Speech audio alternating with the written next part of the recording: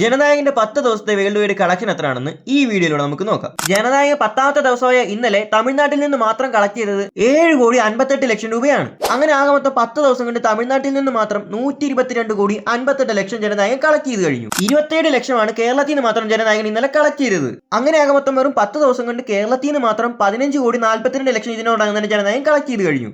ഇതിലൂടെ സൂര്യയുടെ കറുപ്പിന്റെ കേരള കളക്ഷനും ജനനായകൻ മറികടന്നു കഴിഞ്ഞു. പോസിറ്റീവ് റെസ്പോൺസ് വന്ന കറുപ്പിനെയാണ് മിക്സഡ് അല്ലെങ്കിൽ നെഗറ്റീവ് റെസ്പോൺസ് വന്ന ജനനായകൻ മറികടന്നത്. ഇനി ആന്ധ്ര തെലങ്കാന സൈഡിൽ നിന്നും ഇന്നലെ മാത്രം കളക്ട് ചെയ്തത് 15 ലക്ഷം രൂപയും അങ്ങനെ ആകെ മൊത്തം 10 ദിവസം കൊണ്ട് ആന്ധ്ര തെലങ്കാന സൈഡിൽ നിന്ന് മാത്രം 12,90,00,000 ജനനായകൻ കളക്ട് ചെയ്ത് കഴിഞ്ഞു. കർണാടകയിൽ നിന്ന് മാത്രം 28,55,00,000 രൂപയും നോർത്ത് ഇന്ത്യയിൽ നിന്ന് 10ാമത്തെ ദിവസമായ ഇന്നലെ 73 ലക്ഷവും അങ്ങനെ ആകെ മൊത്തം നോർത്ത് ഇന്ത്യയിൽ നിന്ന് മാത്രം 10 ദിവസം കൊണ്ട് 21,45,00,000 ജനനായകൻ കളക്ട് ചെയ്ത് കഴിഞ്ഞു. അങ്ങനെ ആകെ മൊത്തം ഇന്ത്യയിൽ നിന്ന് മാത്രം 10 ദിവസം കൊണ്ട് 200,90,00,000 ജനനായകൻ കളക്ട് ചെയ്ത് കഴിഞ്ഞു.